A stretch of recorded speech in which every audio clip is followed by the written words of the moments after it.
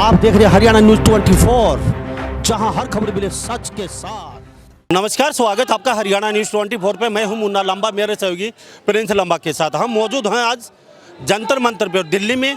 और दिल्ली में एक बहुत बड़ा आयोजन किया गया है आज कश्मीरी पंडितों को बचाने के लिए, और उनकी निर्मम हत्याएं हो रही हैं। तो अलग अलग एक पंपलेट छपवाए गए हैं कि हर कश्मीरी पंडित के हाथ में AK-47 देनी पड़ेगी, उनकी निर्मम हत्याएं रोकनी है। तो सरकार से मांग की गई है। आज हमारे साथ वाइस प्रेसिडेंट पूरे भारत की बख्शी जी मेरे साथ मौजूद हैं, जो कश्मीरी मूल से हैं, और इनसे खास बातचीत करेंगे क्योंकि ये अभी जंतर मंतर पे जो धरना प्रदर्शन चल रहा है वहाँ से माइक छोड़ के यहाँ पहुँची है भाषण देके। तो पहले थोड़ा सा नज़ारा दिखा दीजिए प्रिंस लंबा। हम टेंट के पीछे खड़े हैं, वहाँ पे आवाज़ अच्छे तरीके से आ नहीं पा रही थी। तो हमारे साथ बख्शी जी हैं डॉक्टर, ये तस्वीर देख लीजिए, यहाँ पे अच्छी खासी संख्या है आज।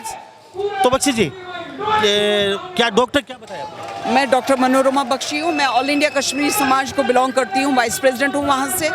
इसके अतिरिक्त मेरा और एक दायित्व है, मैं राष्ट्रीय सेविका समिति के साथ भी जुड़ी हुई हूँ।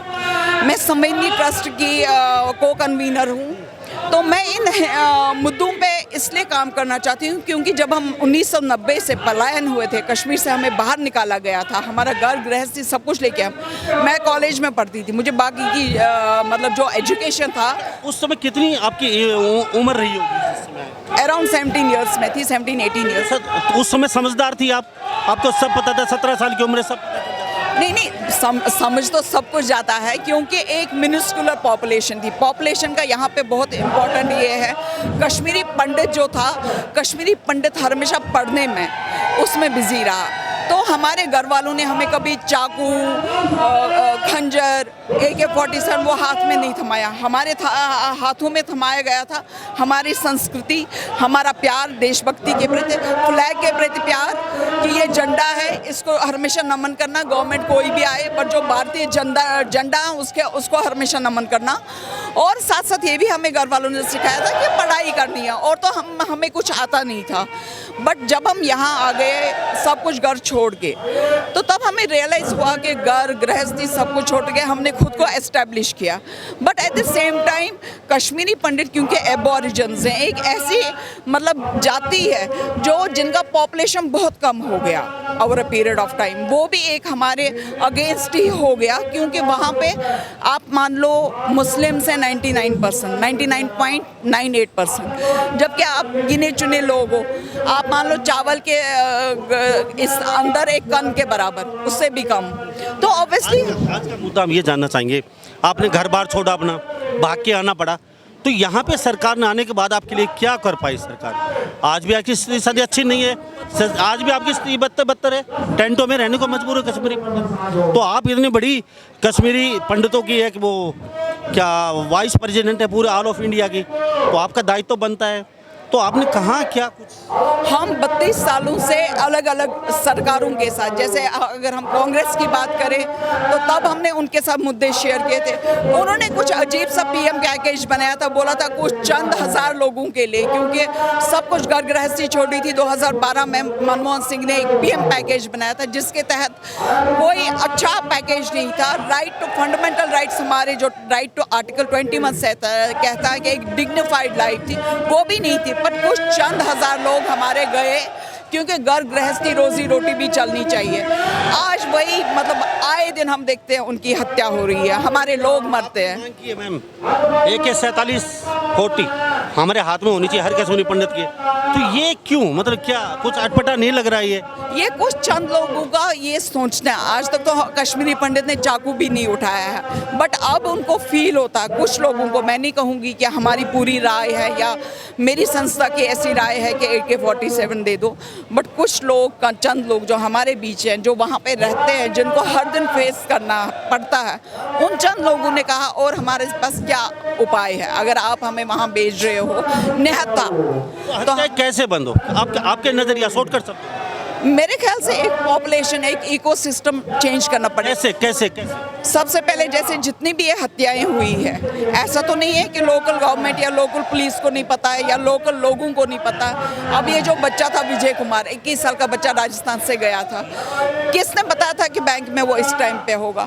जब वो मेन रहायशी हैबिटेशन में था, वो बंदे उसको मार के कैसे निकल सकते हैं किसी बैंक ऑफिस से? और किसी ने घर में उनको जगह दी होगी, पनाह दी होगी। खौफ पैदा किया जा रहा है दोबारा से, कश्मीरी पंडित यहाँ स्थापित ना हो दोबारा से, ऐसा कुछ लग रहा है? डेफिनेटली वो थ्रेट ला रहे हैं। वो इस्लामिक जहाज जिसको कहते हैं गजवाई हिंद, उनके दिमाग में गजवाई हिंद, रेडिकलाइज इस्लाम है। वो चाहते नहीं है कोई आए, क्योंकि रजनी बाला तो एक डोगरी लेडी थी, ये जो विजय कुमार थे ये तो राजस्थान से आया था। ये एक थ्रेट क्रिएट करना चाहते हैं कि कोई भी यहाँ पे बसे ना। बट माइक से एक बात बोली कि यहाँ की संख्या जाके कश्मीरी पंडित और भी ब्राह्मण वहाँ ज़्यादा नफरी बढ़ाओ जाके, ये सोल्यूशन? मैं सोच रही हूँ यही एक चीज़ हो सकता है, क्योंकि जहाँ पे आप 0.4% पॉपुलेशन है, और आप ये समझ लो, मैं उस कश्मीर को मानती हूँ एक कमरे के अंदर एक छोटा सा बालक है और 99% मुस्लिम्स हैं गन लेके, क्या आप उस बालक को बचा सकते हो? तो इसके लिए पॉपुलेशन डायनामिक्स चेंज करना पड़ेगा। इसके लिए डोमिसाइल जो सरकार ने स्टार्ट किए थे, इसके लिए कुछ लोगों को वहाँ पे, सरकार की बेशक पॉलिसी चेंज हो सकती है, कुछ लोगों को बसाना पड़ेगा वहाँ पे, सो दैट एक इकोसिस्टम हो जाएगा। ये नहीं हो जाएगी कि आज अंधाधुंध गोलियां, नॉट गिने चुने लोग। अब कई लोग लाइक बिहार से कुछ लेबर जाते हैं, वहाँ काम करते हैं, उन बेचारों को भी टारगेट रखा जाता है।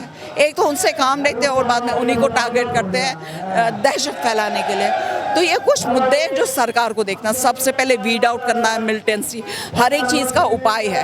आप मिलिटेंट्स को ख़त्म कर लो, जो कि अभी सरकार थोड़ा बहुत जुटी हुई है उन मुद्दों पे। उसके बाद एक आप NGO सोशल सर्विस को उनको एक्टिवेट कर लो कि एक अच्छा एटमॉस्फेयर बनाए। पंजाब में भी आतंकवाद था, पर पंजाब में ख़त्म कैसे हुआ? ख़त्म ऐसे ही हुआ बाय मेजर्स। देन पुलिस में आप ऐसे लोग रख लो जो प्रॉपर इन्फॉर्मर्स होंगे। आप घरों में देख लो, रेड्स कर लो। सर्जिकल स्ट्राइक सिर्फ पाकिस्तान में नहीं होनी चाहिए, उन घरों में भी होनी चाहिए। दिल्ली के अंदर हालत आपकी नज़रिए से कैसी है कश्मीरी पंडित? इस वक्त हमारे काफ़ी लोग, ऑलमोस्ट 90% ऑफ द पॉपुलेशन बाहर पूरा स्प्रेड है, सिर्फ दिल्ली नहीं है, जम्मू में, दिल्ली में है, गुजरात में, हर एक देश के हर एक प्रांत में है और ग्लोबली भी है। क्योंकि हम लोग ऐसी कम्युनिटी हैं कि जो पढ़ती लिखती है, हमने खुद को पढ़ाई लिखाई करके खड़ा कर दिया बट हमारे बीच ये कुछ ऐसे लोग हैं जो अभी भी कैंपों में हैं, जो अभी भी कश्मीर में हैं, जिनकी परिस्थिति उतनी अच्छी नहीं थी। तो वो चीज़ एक मुद्दा है। बात करता हूँ चलते चलते आपसे, जो कश्मीर पंडित वहाँ से भाग के आए, सब कुछ छोड़ छाड़ के, उन्होंने यहाँ बड़ी मेहनत की और 50% वो उसी जगह दोबारा पहुंच भी गए, लेकिन अब उनको कोई लेना देना नहीं है कश्मीरी पंडितों या किसी से। वो सेट हो चुके हैं, ना वो धरने में जाते हैं ना कहीं जाते हैं। मैं नहीं कहता, ये ब्राह्मण लोग या फिर अन्य बिरादरों के लोग कहते हैं कि वो सेट हो चुके, उनको कोई खास लेना देना नहीं।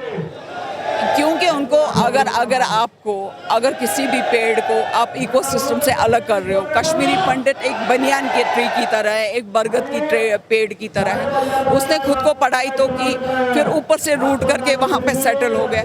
लेकिन जो एक आपका अपनी जगह है, अपना एक इकोसिस्टम है, अगर सेफ होगा क्यों नहीं वो जाएगा। उसको पता अभी कुछ है ही नहीं, वहाँ मरने के लिए तो कोई जाएगा नहीं, मरने के लिए तो बच्चों को नहीं छोड़ेंगे। हमारे लिए, हमारे बुजुर्गों के लिए ना ये टेम्परेचर सूट करता है, ना ये क्लाइमेट सूट करता है, बट फिर भी रह रहे हैं। बट क्योंकि हमें पता अभी वहाँ पे कंडूसिव एटमॉस्फेयर नहीं है, क्योंकि हमारे जो गिने चुने भाई बहन बच्चे हैं वो आए दिन मारे जाते हैं। अब आप मुझे बोलोगे कि मुस्लिम्स के भी बच्चे मरते हैं, आपका दूसरा सवाल होगा। बट आप किसी सांप को घर में पनाह दोगे तो आपको तो पता है आप किसको पनाह दे रहे हो, और उनकी पॉपुलेशन हमसे 99.98% ज़्यादा है। ऑब्वियसली अगर हमारे 1000 मरते हैं, अगर आप इक्वेशन देखोगे तो उनके तो 99 टाइम्स ज़्यादा मरेंगे ही अगर नॉर्मल कंडीशन है। बट वो खुद को एबनॉर्मल कंडीशंस में लाते हैं, इन लोगों को पनाह देते हैं और ये लोग इन्हीं को लूटते हैं, इनकी अस्मत लूटते हैं, इनका खाना पीता खाते हैं। टेररिस्ट तो किसी का भी अपना नहीं है। भारत माता की की जय। Thank you. तो हमारे साथ ये डॉक्टर डॉक्टर मनोरमा बख्शी। मनोरमा बख्शी मेरे साथ बनी हुई थी खास बातचीत में, और ये कश्मीरी पंडितों को बड़ी नज़दीक से जानती हैं, बड़ी नज़दीक से देखा है, खुद उच्चारती थे, विलोंग करती हैं, और वहीं से ये यहाँ दिल्ली पहुँची। इन्होंने साफ कहा है यहाँ का वातावरण भी हमें सूट नहीं करता, लेकिन मजबूरी बन से रहना पड़ रहा है, और सरकार से पुरजोर ये समय समय पे मांग करती आ रही हैं कि कश्मीरी पंडितों को दोबारा से वहाँ पे बसाया जाए, और उनका जो घर मकान, जो उनका मान सम्मान था, वो वापस दिलवाया जाए। तो उनका एक नज़रिया इनका ये भी है कि वहाँ पे नफरी बढ़ाई जाए। इसके साथ साथ जहाँ नफरी होगी, मिनोरिटी होगी, वहाँ ताकत अपने आप हो जाती है। तो इन्हीं सब बातों के साथ मैं मुन्ना लंबा, मेरे सहयोगी प्रिंस लंबा के साथ हरियाणा न्यूज़ 24। नमस्कार, जय। आप देख रहे हैं हरियाणा न्यूज़ 24, जहां हर खबर मिले सच के साथ।